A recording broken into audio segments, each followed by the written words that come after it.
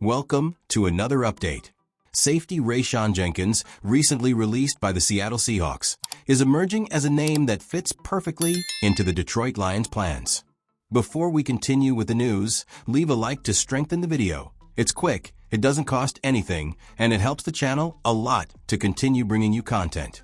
And of course, if you're not subscribed yet, take advantage and subscribe now to receive all the news about the Detroit Lions firsthand.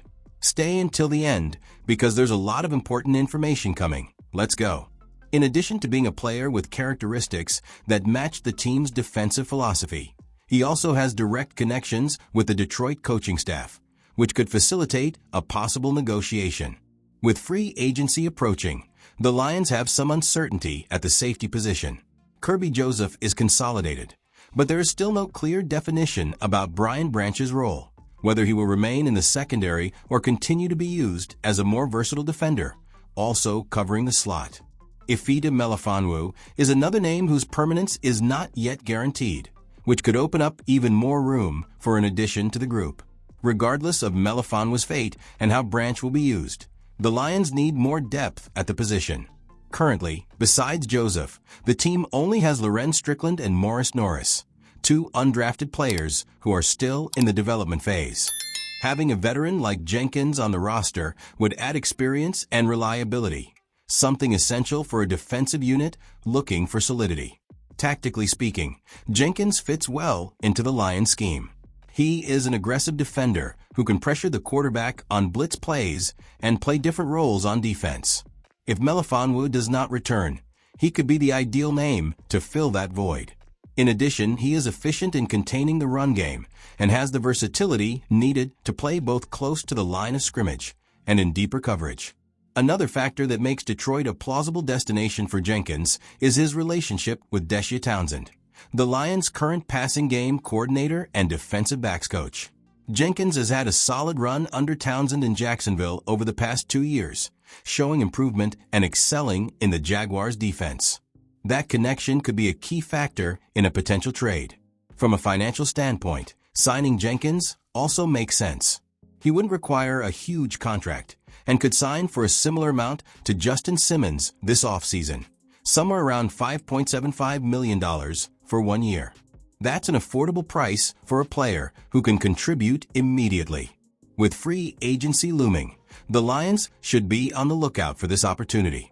General Manager Brad Holmes has demonstrated time and time again how important he is to having depth on the roster, and Jenkins could be the right fit to further strengthen the team's defense. Detroit Lions, a potential free agency addition. Remember the 2021 NFL Draft, held in the midst of COVID? It was a unique period, with no traditional combine, few pro days, and limited in-person visits. That made it much harder to identify which players were really interesting to franchises, unless that interest was so strong that it made headlines. In the case of the Detroit Lions and cornerback Asante Samuel Jr., that was exactly the case. The former Florida State player met with the Lions before the draft, making it clear that there was a mutual appreciation. However, when it came time to pick, General Manager Brad Holmes took a line-building approach, prioritizing building the roster from the trenches up. With its first 3 selections, Detroit invested in both the offensive and defensive lines, laying a solid foundation for the years to come. Now, in 2024, the scenario is different. With free agency about to begin, the Lions have an opportunity to bolster their secondary, and Samuel could once again be an interesting piece to that equation. The franchise faces an important decision: pay the estimated $43 million for 3 years to Carlton Davis, or seek a more affordable, long-term alternative. Should they opt for the latter, Samuel emerges as a highly viable name. With a projected 3-year contract for $40 million, he would represent a financial savings while also bringing youth to the roster, as he is 3 years younger than Davis. The reason Samuel comes at a slightly more affordable price has to do with his last season, in which he played in just 4 games due to a shoulder injury that led to him being placed on the inactive list. However, his performance in the previous 2 seasons with the Los Angeles Chargers showed that he was an extremely productive defender. During that time, he accumulated 11 combined interceptions, and was among the top 5 in the league in pass breakups in both seasons.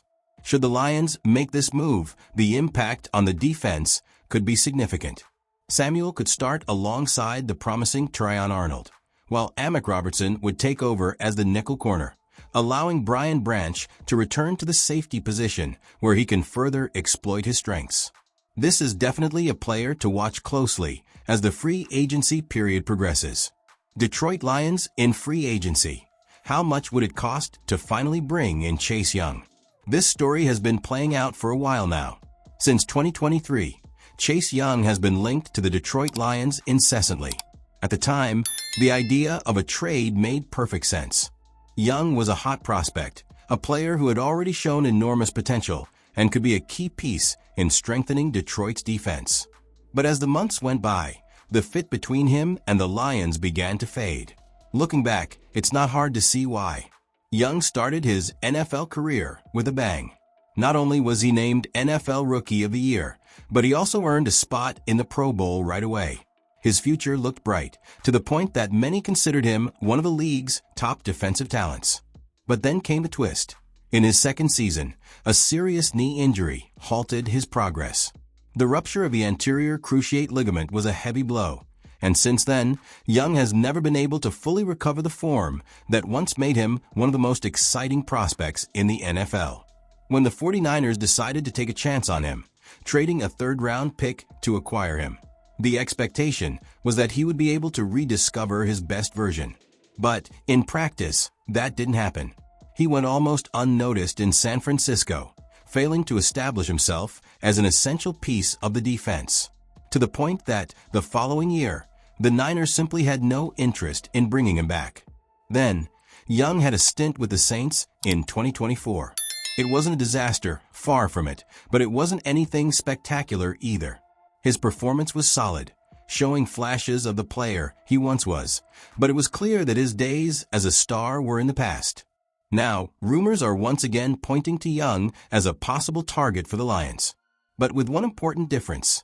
If before he was seen as a piece to be the face of the defense, now he would be a complementary player. The fit could make sense if the idea is to use him alongside Zadarius Smith, alternating snaps and strengthening the defensive rotation. But any deal needs to keep one essential detail in mind. The price needs to be low. Salary cap expert Joshua Quaipo suggests that a 3-year, $45 million contract could be what Young will fetch on the market. It's not an absurd amount, especially for a player who is still only 25 years old and can be molded into a solid system. But the Lions need to evaluate whether this is really the best investment to make. Ultimately, Young could be part of Detroit's defensive solution, but he's not the solution. The team still needs to be aggressive in free agency and look for reinforcements that really elevate the level of the roster.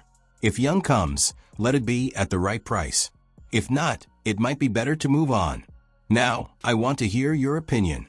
What do you think of Chase Young with the Lions? Can he still turn things around? Or is it past time to turn this page? Comment below, let's exchange ideas.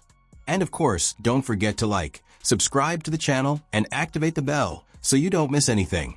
Thanks and see you next time.